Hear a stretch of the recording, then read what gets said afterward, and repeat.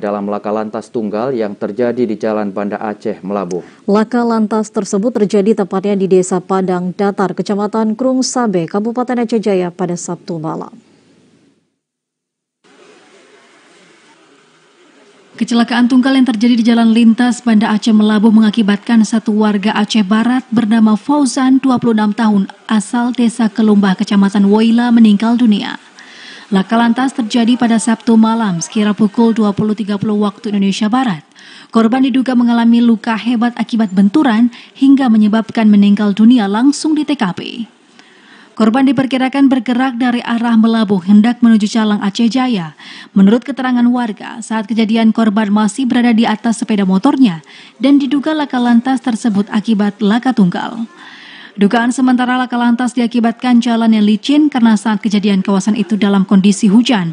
Korban dibawa ke Rumah Sakit Teguh Umar guna dilakukan visum, sedangkan untuk barang bukti telah diamankan oleh pihak anggota kepolisian dari Polres Aceh Jaya. Salah satu warga, Afrizal Ramli, mengungkapkan, salah satu anggota kepolisian sempat mengecek kondisi korban sebelum dibawa ke rumah sakit dan menyatakan korban tidak lagi bernafas dan diperkirakan telah meninggal dunia. Pas nyampe aku di situ, kebetulan udah ada beberapa orang termasuk kepolisian. Menurut informasi